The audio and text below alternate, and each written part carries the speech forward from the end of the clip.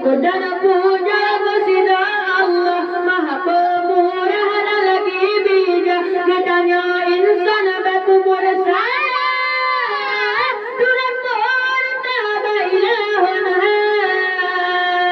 bertasbih dengan hati tabah, pikiran berpah di dalam udang, berodak kubur yang larang Allah hanya faedah juga menguna.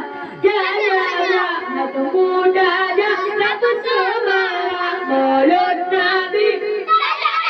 Jahat muda terbaca zikir berganti dalam selawat junjungan dakenan Muhammad habis baca zikir hiburan irama seni, baca zikir hiburan irama seni, syukur dan puja